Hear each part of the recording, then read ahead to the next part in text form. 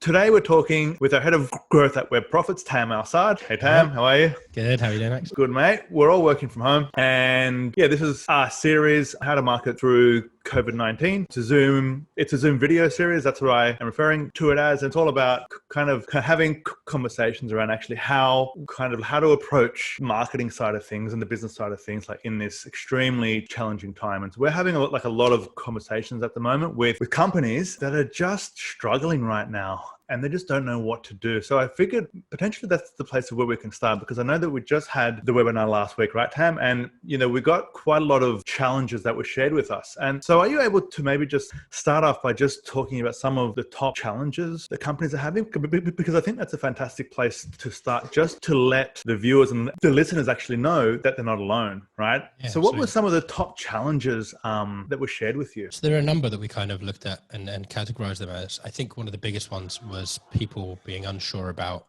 their messaging in a time like this, and specifically kind of how they can continue to advertise, and put things out on, whether it's on social media or display or programmatic advertising, whatever it may be, how they can put an advertising message out there and not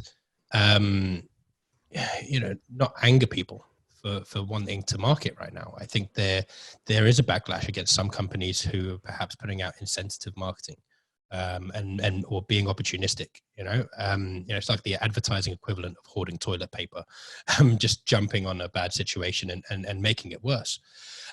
So there was a lot of companies who were very scared about that. And I think it's been holding them back from actually advertising at all, because they don't know what's a safe message to put out there. For some businesses, they were struggling to understand how to adapt, to the current environment. I think they were still coming together and trying to piece together what the current environment looks like and how their business can play a part in that. A few of the smaller things were people not sure about, what, like, resources have been cut, budgets have been cut, and they don't know how to necessarily spend that money wisely, or kind of looking for free or cheap marketing tactics. And then strangely, there were a lot of people who were really interested in, how do we plan for recovery, which I think is probably premature, to be honest. But how do we plan for what happens when the lockdowns are lifted, and the pandemic's over? But what's interesting is that by and large, the biggest kind of challenge, if you will, it was a very generic one of everything. People were really, really lost. We asked what the biggest challenge was, and people would say it's just marketing right now, with no other information, or just it's my strategy, or how should I change my strategy? And they just have no idea. And it was really interesting to see that was the case across businesses of all sizes. So, we crunched the data and looked at, okay, the small organizations have a different problem to larger ones, and they don't, at least not according to the data that we've got. That's really interesting. And I think it's kind of like what they're saying, that we're all in this together, but in the worst possible way as well. Yeah, we're all stuck, but I think, like, as professionals in business, we're all kind of having to face the same challenges. And the thing I was super interested about, or that I found interesting, was just the consistency of those challenges. And I think, the 4 challenges that you just kind of shared is like quite consistent across the 3,000 or so people that kind of had subscribed to join the webinar, right? Yeah. There were other ones in there, obviously, right, across that. But I mean, across those 4, they were pretty consistent, right? Yeah. Well, look, I think the problem everybody's having is that this has never happened before. And, marketers are great at being clever and being creative, but and businesses as well, but we build a lot on what we've seen in the past. And the reason why case studies are so popular, no matter what industry you're in, it's because people want to see, this is what we did. Okay, how can we do this, but for our business? And that those case studies don't exist. There's no rule book, there's no way of knowing what to do right now. And so the challenges we face, we're all sharing them together. And that's really, really interesting. Like, just in terms of the case study angle, right? Because, I think from the marketing perspective, especially I think, like, as an agency, say, for example, we sell on on the performance that we've done, for other companies, right? And we show the case studies, and now like kind of overnight, the case studies that we had before, they're just not relevant anymore. And so now what we're doing, like we're shifting pretty fast, and we're looking to create some of the case studies of some of our successes. And, you know, like we're working on it, but it's been about 4 weeks, right?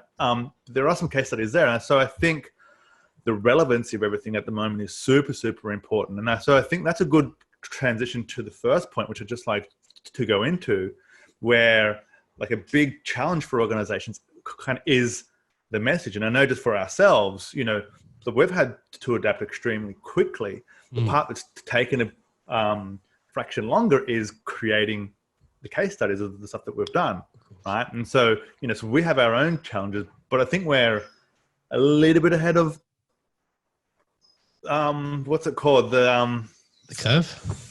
The curve, like just a little bit, not that much, but just but just a fraction, right? And I think, but that's extremely difficult, you know, for us, right? Like, and, you know, so we're at the front line, and, you know, we're transitioning fast, and, you know, we're moving at extraordinary speed, right? And we're I think just a fraction ahead of it, maybe. And I'm still not 100% sure. I think we are to a degree. But I think one of the big reasons why is because, you know, we work with clients across a range of different industries. And so very quickly we could see the results we could see the impact that the pandemic was having on our clients' results across so many different businesses, right? And it was, from that point on, it was like immediate, really. It's like, we can't avoid this. We can't ignore it. This is going to happen, and it's going to cause some problems. So how do we adapt? And I think that insight into other companies and what they've been doing, or how they're performing in this situation, gave us the insight to be able to move quickly, you know. And I think that's absolutely key when it comes to figuring out what you need to change, is seeing what's happening to your customers and seeing what your customers want and what they're asking for, what they value, what they don't value. I think because we've had those conversations fairly quickly, we've been able to be maybe, you know, a step or a half a step perhaps in front of where other businesses are. But the other problem is it's constantly evolving. You know, things are changing all the time, and I think maybe it's settled a little bit more in the last week or so. But there's news coming in constantly, and it's, you know, always affecting what your clients want. And so that change is very difficult to deal with, and it's got to be a kind of a level of agility within your marketing or within your strategy, certainly a level of flexibility to allow for the fact that sometimes you're going to have to move. You know, what you've been working on for a week all of a sudden could be wiped out because of a legislative change or because of something that's going on in the media. Yeah, I think that's a fantastic point. So I think I asked you about the messaging side of things, but it seems like first you have to figure out actually how to adapt before you even start to think about the message. Is that right? Yeah, definitely. And they go hand in hand, right? What are you communicating if it's not how you've adapted or how you can promote your value? Almost every business has had to do. You know what? I will say every business, and I'll tell you why in a minute. But every business has had to adapt what they're doing, at least in the short term or the long term. I was speaking yesterday to a marketing manager from Stan, you know, the online streaming platform. And I said, well, you guys must be, right? Exactly. Yeah. I said, you guys must be absolutely rubbing your hands together right now. And she said, look, we kind of are, but we know that our time is up soon. You know, we've only got so many months or so many weeks, however long of new content. They can't produce anything right now. So they know that the longer this goes on, the more they're relying on their old content to keep existing users. Wow. So although there's a huge spike in acquisition right now because everybody's bored, if there's not any new stuff coming on, then people are going to be bored again in 3, 4, 5, 6, 12 months time and will want to leave and cancel their service. So even for businesses that are succeeding right now, they need to think about logistically, right? How can I even get more supply out there? How can I continue to change my product? How are things doing? And so regardless, I think, of what your business is at the moment, adapting is going to get you the best results. There are going to be some companies who will do nothing, you know, who are going to continue doing what they did before and will see some success, but it's not long-term success. You know, it's very kind of short to medium term. So even then you need to be thinking about how the current situation impacts you. And then if you're not that impacted right now, how are things going to look in the future? You know, you've got a bit of a a lucky break there that you can think about the future. There's a lot of businesses right now who are stuck in the here and now, and that's what they need to focus on. So it seems to be that every company needs to adapt. Some have to adapt for growth and actually how to handle the increase in demand, and others have to adapt to survive and to stay relevant. And I think the latter, survive and stay relevant, is what the majority of organizations have to go through. But the former, to handle the demand is also a big challenge. Like I just saw yesterday that Amazon can't keep up with the demand for all the stuff that is kind of across their store, right? And so they've now had to prioritize essential products, and then everything else is just on the back burner. This is Amazon that has the most advanced shipping logistics processes and systems, like systems and logistics, and that's them. So there's kind of challenges on two sides. And so cool. So the first part is you got to adapt, and I think that is kind of having a look at internally, how do you stay relevant, and how do you kind of change the thing which you're selling and how you're selling it to talk to people now. So we have changed actually our entire kind of offering. The resources are the same, kind of how we operate as a team, that's the same, but that's all the stuff that's kind of behind the scenes. It's how we leverage the resources that we have to help clients in their current challenges. That's how we've adapted. And I think that's how other organizations have to adapt. They already have the resources, they already have the people, and they already have these assets. Of course, how do you take those same things and focus them a little bit differently to help to solve challenges at the moment in the current times? Are you asking me how do we do that? No. I guess it's kind of like it's more of a statement, right? Sure. Like this is the question that organizations have to be asking themselves, right? Because they're like, look, I'm stuck. I got all these assets. I got all these people. I have all these costs, but no one actually wants them anymore. Totally. Or it's kind of like it's a lot less now. And so now, like, I either have to cut a bunch of costs significantly, or I need to kind of adapt and create something else out of the resources I have. Or both. I think, look, the reason businesses exist, the reason why why a specific business exists and their purpose and we go back to Simon Sinek's why, which we know we're prophets, but their why shouldn't change. That should still be the same. Your purpose as a business should still be the same right now, but there's just a lens of this pandemic and how that affects how you deliver your product or service to your customer. Your core should still be the same thing. If it's a very strong core and you've got it right, that should still remain as it is now. But so it's a question of how do we continue to deliver that in the current environment to our clients. And I think the best way to do it is to just speak to people, speak to your clients, speak to your customers, speak to your former customers if you don't have any right now, and just say, look, what is it right now? Like, what would it take for you to be a customer again? And if there's absolutely nothing you can do, then all you can do is continue to nurture that relationship. Right? If there's no way that anyone's going to pay you any money right now, all you can do is support them, provide them with information, kind of be there to help them out and help answer their questions. Yes. And trust that in the long term, that relationship will come good and will eventuate in revenue for you. Cool. So that's the first part. So now this is like a process now. So part one is you need to find a way to adapt to an increase of demand or to staying relevant, right? Yep. And so now, like, you've got the bones of this, right? You're like, cool, so here's what we're thinking, right? This is what it is. Now you're thinking, okay, now I have to get the message out there, right? Now I think this was the top challenge. I think it should have been the second top challenge because I think you should be adapting first, but I think the message is where everyone has been stuck, right? And so, what I would say to that is start by thinking about actually how do I adapt first before you think of the message, because the message talks to how you're going to help people, right? Exactly. You can't start with the message, right? Because you actually have to understand challenges of the organization, challenges of your customers, their biggest, their pain points, right? But once you understand all that, you can go into the messaging. Now, how should organizations approach messaging because everyone's scared. So what would you say to them?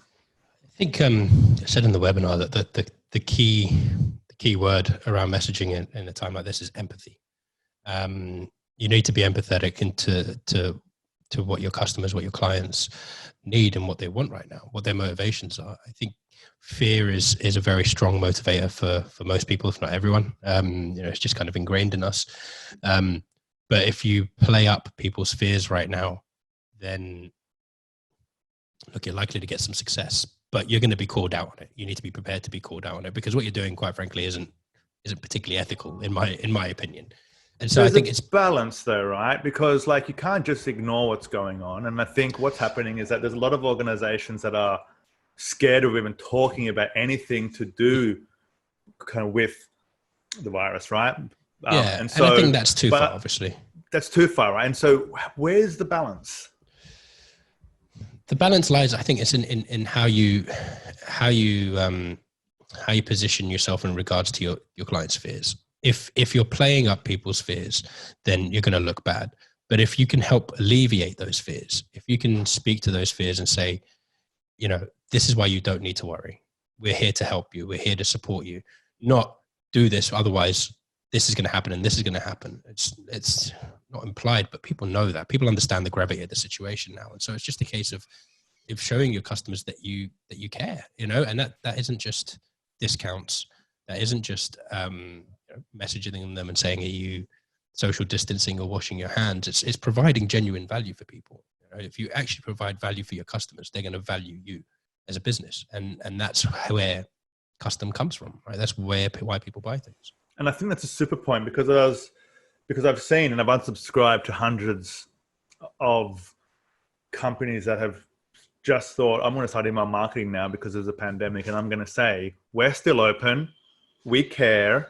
We're clean. It's like, seriously, like stop clogging my inbox. Yeah. No, but see, there could be a confusion where, talking about this, hey, let's be empathetic. Let's tell people that we care. They're doing it from their perspective, not from the person that they're actually trying to engage with. So I think there is a little hook on that to say, focus on the person who's reading your stuff and how you can help them, not kind of how you can tell them what's happening with you. Yeah, totally. You know what I mean? I think you don't, it's just like any kind of relationship. You don't tell people you care about them, you show them. Right, you've got to show that care and that respect for people, and I think that's what comes through. The worst, I mean, not the worst thing, but the most boring thing you can do is say, "We care." Like show that you care. Yeah, the company's still operating, and we're still here, and we're okay. I'm like, I didn't think that there was a problem. Now I'm concerned. Why are you so desperate to send me an email that like everything's okay? Is everything not okay? Like, do you know what I mean? It can easily be seen as the opposite. So I think just from the messaging side of things. Focus. Cool. So, we've started off in terms of you need to adapt kind of how you approach everything, understand the pain points. Then you need to engage and actually have like a message that talks to the pain points. And yeah, you can try and sell, but what you want to do is solve problems. Yeah. So you want to understand customers' problems and then you want to solve them. And kind of how you talk about that will depend on your brand and depend on what you sell. But you need to focus on trying to give something first, kind of add some value like in their lives, not about like your company and what like, you're doing, unless that is extremely relevant, like in an example of something which you're helping them with. But don't just talk about you, speak about them. And look, there's nothing wrong with selling. I think that needs to be made clear, right? There's nothing wrong with trying to sell right now. It's how you sell that makes all the difference. Just in my house, we bought so many things here in the last few weeks that we wouldn't normally buy. We've bought a whole bunch of board games. We've invested in alcohol that we don't normally buy to make cocktails, foods that we're trying for the first time, a whole bunch of different things that we never normally spent money on, but we're choosing to now because they're valuable to us now, and so people are spending. Not everyone, of course, spending is not anywhere near where it was, but people are spending and people do want things and people need a whole range of things to get them through this pandemic. And businesses shouldn't be scared to meet that demand. It's just a question of being tactful and being empathetic in the way you approach it. Yeah, super point. And the third part of this, this interview, because you said basically how to plan for recovery and then everything, right? Like, and I think, of course, everything, yeah, that's a challenge that, you know, we're all trying to face, right? How to plan for recovery. Let's try and get through this first, right? Like, I think, like, we don't know when the recovery is going to happen. And I think, actually, maybe we can go into this just super quickly, but don't wait till there's a recovery and think that that's just going to happen. Everything is going to go back to normal, because we don't know. It might not. And if it does, that's easy, because you just go back to how that was before, right? Like, it's not going to be exactly the same, but like, you had something that was already working. But we're just kind of in a point now where it's not like that. We don't know how long it's going to be. Everyone's got like a guess. And even if the social restrictions are basically opened up, has consumer behavior changed? Like, how bad is the recession? How bad is the economy? So I think that's a bit premature, right? Wouldn't you agree? I agree. Definitely agree. But the last one is, how do you work with smaller budgets and be wise with it? Because that was like a really big one as well, because everybody's had their budgets cut now, right? And they're being a lot more frugal, right? So what do you do in that scenario now, Tam? Look, I think if you were to Google low cost marketing strategies, there's a ton out there. My top tip is content. Content marketing is the most effective thing. You know, like I said, plus Facebook ads, right? Like, we need to combine them. I think, or not even. Well, I think that's an element of content marketing. It doesn't necessarily need to be the only one, but Facebook ads are relatively cheap right now. You know, the CPMs that we're seeing on our campaigns, that we're seeing on client campaigns, have dropped 15, 20, 40, 70%, some campaigns, depending on who you're targeting. And so there is, as much as it is a dirty word right now, there is an opportunity there to try and, you know, market yourself and to promote your content or promote your business. But it's not the only way. You know, you talked about companies emailing you saying their hands are open. That's a complete waste of email, as far as I'm concerned. People's email databases are one of the most valuable assets that they have, right? And particularly if it's been going for a while and it's linked to a good CRM, you've got so much information, there's so much data about what your customers like and dislike, well, mainly like, I guess, and what they browse and what they look at and what they've purchased. You should be using that data and that information to send people the right things. If you see that they've bought loads of a certain type of thing before and that thing is relevant now, you should be emailing about that product or service, whatever, totally. You know, like, just as an example, but totally. There's guest posts, there's, you know, there's blogging, you know, guest blogs, there's partnering. I think, you know, one of the best things we've done in this pandemic so far in terms of our marketing is to partner with Mumbrella, and just say, you know, we share a user base here. You know, a lot of your customers are a lot of our customers. So how can we work together to deliver something to both sets that's going to be of extreme value? And that's worked really well for both parties. And we're both very happy with it. So, you know, I'd definitely suggest leveraging any existing business partnerships that you have. Don't necessarily go out there and try to convince people to work with you because you want to, basically. You're just going to look desperate. But if you've got companies that you've been working with, that are willing to work with you in order to kind of benefit you both, and I think it's definitely worth investigating and having a conversation about at the very least. Yeah, look, here's my 2 cents on that, because I do agree with you. I think in summary format, the stuff I'm seeing like is working. You should be email marketing, and it should be like as often as possible with extremely high value content. That's kind of free because you have like an email list, hopefully. You should be advertising on Facebook, the content, and maybe some type of like a lead magnet to get some people to be into your email list. And yeah, for sure, the partnership side of things, but that does take a bit of setup. So that's not for everyone. And you need to have something to offer the partnership. Definitely. So both sides do. But if you don't, which I don't think a lot of people are going to have that like in place, you can achieve quite a lot with Facebook ads, a simple landing page, and basically email marketing. Yeah, like those 3 things right now. And some awesome content, right? Like you need to be giving value through content. You know, like it can be like as simple as a personal email every day that adds value in some way, right? It could be like a lead magnet, which is a checklist, or like a video or something like that, or like a webinar. You know, they're super powerful. But I think these things are working right now, from the B2B space anyway. And from the B2C space, the volume is massive. And if you can supply that, Facebook ads is the place, and Google ads are pretty cheap now as well. So like if you're the company that is marketing right now, it's going to be a lot easier to be profitable in that marketing. And so that's my 2 cents in the whole thing. I think just one thing to add on the Google Ads thing is, cost per clicks are down there as well, right? Because not as many businesses are advertising. And if you're worried about how to generate customers right now, and you're not doing Google Ads, there's something fairly foolish about that, right? Like that, these are people with very high intent. You want to try and capture as many of those people as possible. So, start with that really, and and make sure you capture those before you start looking to generate demand for your product or service. Super, Tam. Listen, this was a short and punchy one. It's been fantastic speaking with you again. Thanks. I miss seeing you in the office, but I'm seeing you a lot on Zoom, and this is the screenshot I'm seeing of you.